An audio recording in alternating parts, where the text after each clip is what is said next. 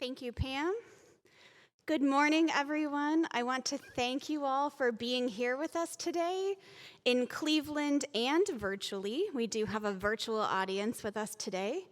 We are so glad you're here.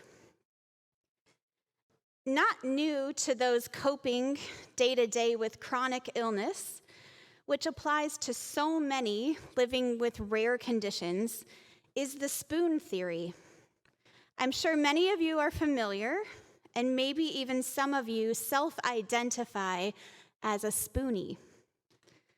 The term spoons came about in 2003 when Christine Miserandino used spoons to explain the fatigue caused by her chronic illness to her friend in a diner. Christine gathered up all the spoons at their table and the tables surrounding theirs and gave her friend a bouquet of 12 spoons. She explained that when you're healthy, you expect to have a never-ending supply of spoons. But when you have an illness that requires you to plan your day, you have to know how many spoons you're starting with. They would then talk through how her friend would need to allocate her spoons to get through a day, her spoons being her units of energy. And they talked through the tasks that she would begin her day with. And her friend, playing along with this simulation, began talking about, well, I would get ready for work. And Christine said, no. First, you have to pry open your eyes. You have to crawl out of bed after maybe not sleeping well and get yourself to the kitchen and make yourself something to eat so you can take your medicine, so you can get through the rest of the day. Then you must use another spoon to get yourself dressed, and if you need to shower, that will cost you a spoon. Washing your hair and shaving your legs, the energy to reach high and low all in one session. Pretty soon, you've already spent a few of your spoons, and your day has barely begun. By the end of the day, you may still need to walk to your mailbox and back, and prepare and eat dinner, change clothes again, etc. Conserving spoons is a series of choices while thinking ahead to how many you'll need for tomorrow and the days after that, knowing that you may need to save some. And all of that decision-making takes mental energy. So all of that is to say that we at Nord understand that so many of you maybe had to conserve energy and plan how to spend your spoons to get to Cleveland and be with us here today. And we hope that while you spend spoons with us, that today and tonight, maybe we can help recharge your batteries in other ways, through connection to others who just get it, through education that empowers you, and through celebration and memory making with this rare and incredible community tonight. And now we have a day filled with enriching content we hope you all will enjoy. I ask you all to please silence your cell phones and take note that there is a note card in your bag for you to write a question to submit during some of our Q&A sessions today. We will have Nord staff in blue Nord attire roam the room to pick up questions for those Q&A sessions with our panels.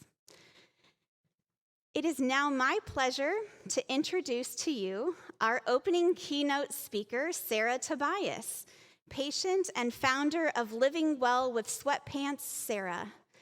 Sarah will share her perspective of living through a diagnostic odyssey and living with an invisible rare disease, along with how her experience changed her outlook. Thank you so much for joining us today, Sarah, and for sharing your story.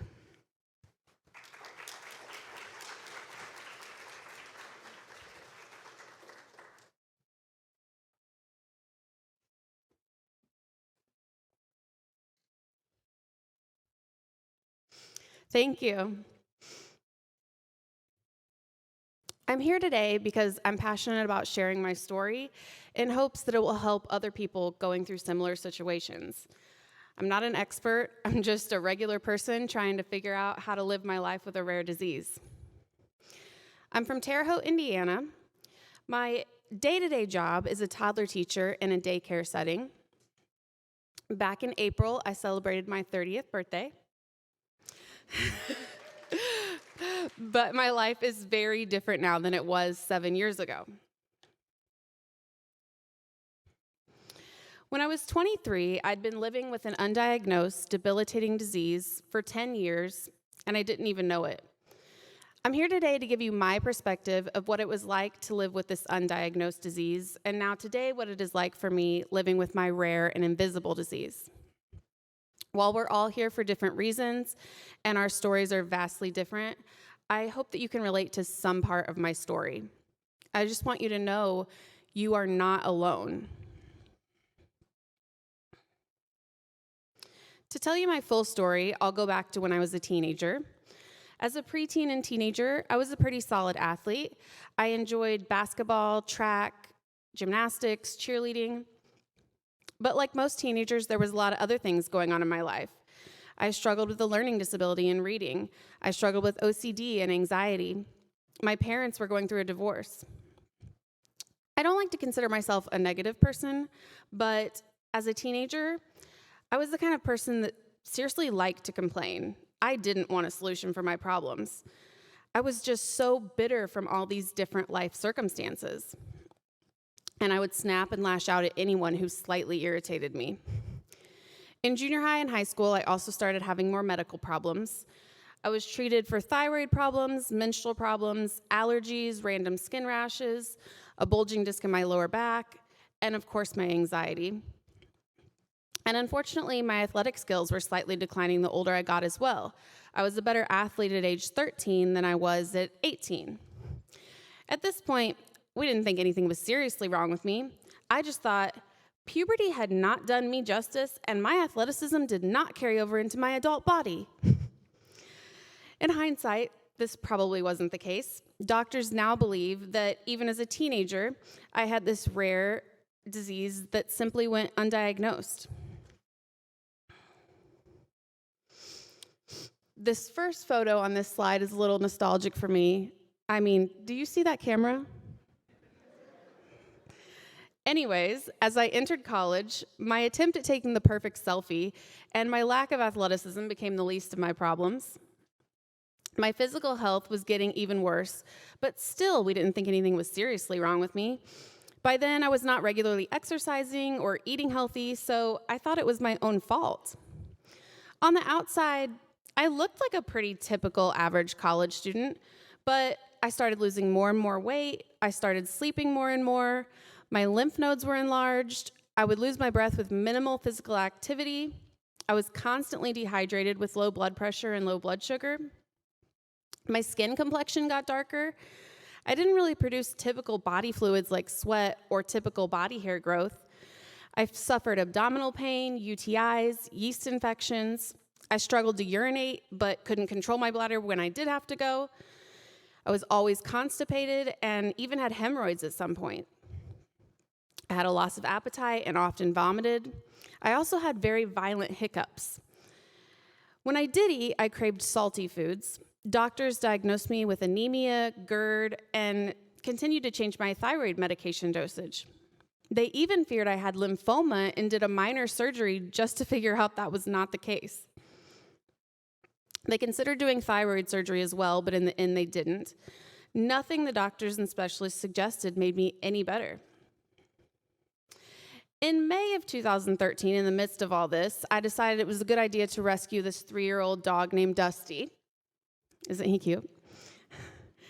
He was not very calm or obedient, but he was a great snuggler, so I gave him the honorary title of my sympathy dog. So then when I was 22, I suffered some seizures. They thought this was due to dehydration, but still no one could figure out what the underlying root of all these problems were. I remember even going to the grocery store after carrying a couple bags of groceries up the stairs to my apartment. I would seriously have to lay down and take a nap. I was always so exhausted. And because I wasn't producing any sweat or body odor, I probably only bathed like once a week. Because that simple task took so much energy. And I definitely couldn't shower because standing took too much energy and was very painful. And I was absolutely not going to waste my energy on that. One good thing that happened in college, though, was that I got over my fear of elevators because I was physically incapable of climbing the 3 flights of stairs to my classrooms. I was absolutely struggling in my everyday life as a college student. Looking back on these pictures, I feel like you can see the struggle in my eyes and the forced smile on my face. My friends and family didn't know what was wrong with me. Some people thought I was a spoiled, lazy brat. Strangers thought I was possibly on drugs, suffering from an eating disorder, or in some sort of abusive relationship, suffering mentally and emotionally, leading to my physical decline. And while these are all very equally serious and real struggles people go through, this is not what was going on with me. It seems impossible looking back that I didn't realize I was sick, but when the changes are slowly happening to you every day, it's hard to realize anything is wrong. But because I was in college 3 hours away, and my mom didn't see me every day, she saw the changes, and she was persistent that we find help. That brings us back around to when I was 23 years old. This is me and my mom when I was at my college graduation ceremony.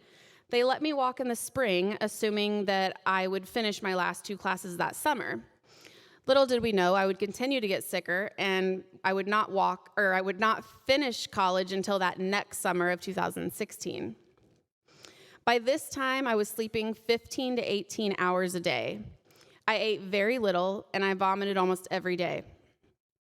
People would often ask me if I needed to go to the emergency room. While there were a few occasions I did go to the ER, most of the time I would say, "No, I feel like this all the time."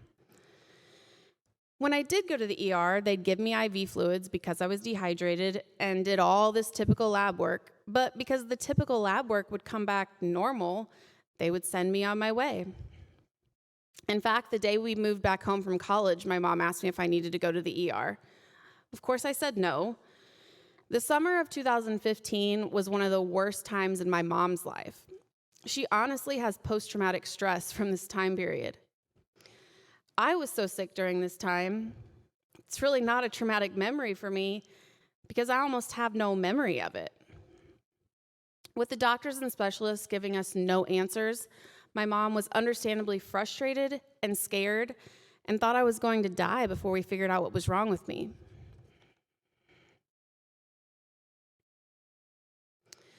Thankfully, due to her persistence, I had my first integrative health doctor's appointment in August 2015. This appointment was 3 hours long. She talked to me extensively about my symptoms and my life, literally from conception. She had me stand for 5 minutes. After standing, my blood pressure was 60/40, and my heart rate was 140 beats per minute. My body was working really hard just to stand there. Within this first appointment, the integrative health doctor knew what was wrong with me. She said, "I think you have Addison's disease." Later, tests confirmed she was correct.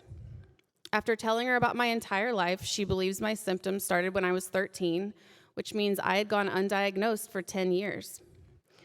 Although I literally had all of the textbook symptoms of Addison's disease, my previous doctors didn't think about it or consider it because it's so rare. Approximately 1 in 100,000 people in the United States have Addison's disease. It's a hormonal disorder where the adrenal gland does not produce enough cortisol.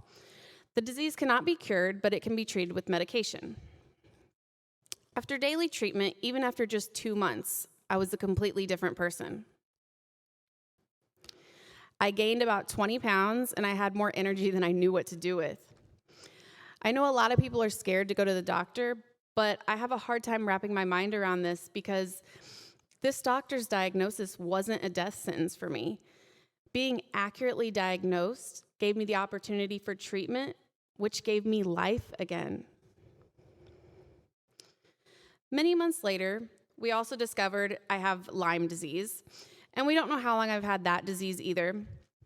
It's sometimes very difficult to figure out which symptoms are related to which disease. But my integrative health doctors and I really tried to figure out the root of the problem and not just treat the symptoms, because that had gotten me nowhere for 10 years.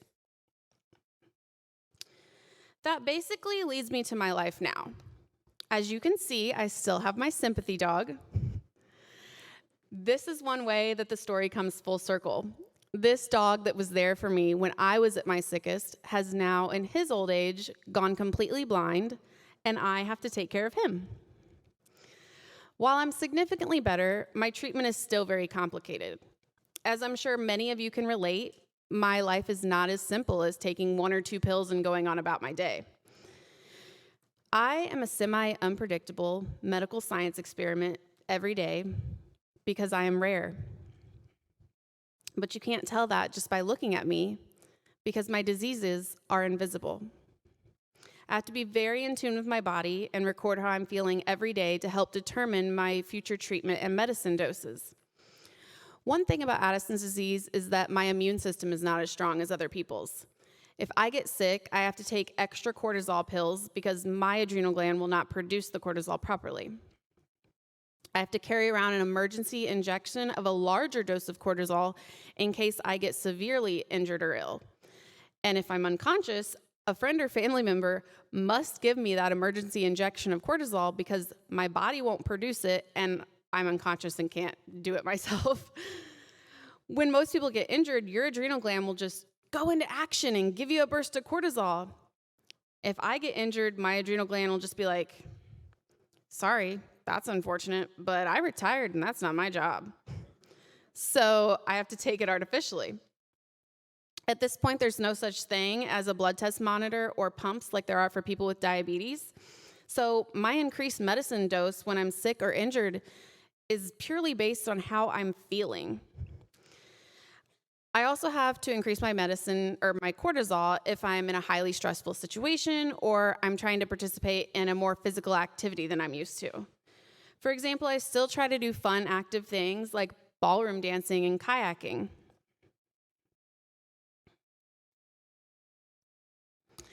Cortisol is just one of the medications I take, but I take medication 5 times a day. My healthcare is a treatment of allopathic and holistic medicine. I currently take about 40 pills in the morning, a few pills at lunch and a few pills at 4 p.m., about 25 pills with dinner, and a few before I go to bed. By the way, I no longer take allergy medication or iron medication because allergies and anemia weren't my real problem. Obviously, I have to eat large meals at consistent times every day to take all this medication. Eating healthy and drinking lots of water and electrolytes is part of my health plan, but I do the best I can. Moderation on the unhealthy food and drinks is key. It really is kind of impressive how much I eat, though. There are times I feel like a 12-year-old going through puberty. People see me eat this ridiculous amount of food, and they'll say, "You're so lucky. How do you stay so thin?" And I try to stay happy and positive most of the time, but my true self is thinking, well, I take steroids 3 times a day because I have Addison's disease. I guess I do stay pretty thin, but I'd be happy to provide you with a list of symptoms and side effects, and then you can decide if you would be interested in trading me problems. Now, I'm not saying my problems are any worse than anybody else's problems, and I'm really not looking for pity. I love my life, and I'm grateful for everything that I do have, but sometimes that bitter high school Sarah will sneak in my mind and make a sarcastic remark. But back to the food. I'm pretty sure I'm known as the human garbage disposal at work. My coworkers will say to each other, "Oh, are you not going to eat that? Take it to Sarah. She'll eat it." And they're not wrong. This is actually very helpful for me because with Addison's disease, every little thing I do takes energy, and I have less energy than most 30-year-olds when I wake up in the morning. Some days I have more energy than others. I save my energy by choosing my priorities and accepting help from others. My friends and families help me clean my house, mow my yard. The example I just gave is that I choose not to cook. My friends and family bring me a lot of leftovers. I eat frozen meals because I don't enjoy cooking, so I choose not to waste my energy on that. I choose to eat off of disposable plates and use compostable utensils, so I don't really have as many dishes to do. I mentioned that I work, and that is something that takes up a lot of my energy. Sometimes I do take a medical leave for certain treatments, but I consider myself blessed to still be able to have a full-time job with accommodations, not only because I enjoy it, but because having a rare disease can be expensive. There are people with rare diseases or invisible diseases that can't work, and there's a possibility that could be me someday. But for now, if I take a vacation from work, I have to take an extra day off before and after the vacation just to prepare and recover from relaxing. Does that even make sense? Now, I might have more energy at home if I had a different type of job, but for now, I choose my very active job as a toddler teacher because it gives me fulfillment, purpose, and joy. And that's my choice. I get to choose my priorities. Sometimes after an active day at work, I'll park as close as I can to the entrance of the grocery store and use a motorized shopping cart to do my shopping because I seriously don't have the energy to walk around the store. I'm sure people might have some thoughts about this young, healthy-looking person using a motorized shopping cart, but I've never had anyone approach me or question me about it. I often wear a lanyard that says invisible disability. Just don't let the possible thoughts of a stranger or even your loved ones keep you from living your best life. My true friends and family have come to understand at this point that I don't have the energy to do all the social events on the weekends, so I have to pick and choose. You see, I have no problem standing up here giving this presentation. Well, actually, I'm sitting up here because that's easier for me. Got to count my spoons. But I have no problem up here giving the presentation, but when I'm with a smaller group of people interacting, I feel socially awkward, and then I get all anxious, and then I'm just completely exhausted. If I do too much, I can literally end up in the emergency room, which is a frustrating experience, even with an accurate diagnosis, because Addison's disease is so rare. Apparently, an Addisonian crisis looks similar to a person overdosing on drugs. So the ER doctor have to ask whoever I'm with all these questions and consult my integrative health doctor before they will give me what I need, which only elongates my pain and suffering. I try hard to balance living my life to the fullest and trying to rest so I don't end up in the hospital. If I can be my bitter high school Sarah self for a moment, I would probably tell you this. To be honest, sometimes life just sucks. But whatever you're going through, your feelings are valid. You're allowed to feel the way you do. What you are going through is hard. Even if you think what other people are going through is harder or worse, don't diminish your feelings. But after you've taken some time to process those feelings, get up, dust yourself off, and remember that your attitude is everything. I want to share with you some key points I've learned while going through the experience of having a rare and invisible disease, because I truly think it's made me a better person. First, you have to find your people. And sometimes some of your people are your animals. I'm so thankful for the people in my life that help me with housework, yard work, bring me leftovers. Acknowledge who those people are in your life and appreciate them. I'm so thankful for my mom's persistence in not giving up on me when most other people had. Keep people close to you that will fight for you when you're too weak to fight for yourself. And then, when you're strong enough to fight for yourself, keep being persistent. Never give up, even when things get hard. My favorite thing I've learned is to prioritize my passions. Choose what brings you joy, not just short-term temporary joy, but the long-term joy. And don't worry about what random people might think. The hardest thing I've had to learn is to choose to think positive. Trust me, this is actually really hard for me. I took a strengths test that rates 34 strengths within all of us. Positivity is number 31 for me. It's in my bottom 5. May not come natural, but choosing to think positive is a choice. If you feel yourself slipping into a negative thought, remember that every single thought and action you have creates a ripple effect on the universe. So you want to choose to make those thoughts and actions positive. Lastly, remember to pause and consider other people's perspectives. Everyone you meet is fighting a battle you know nothing about. So instead of being judgmental, choose to be kind. Thank you.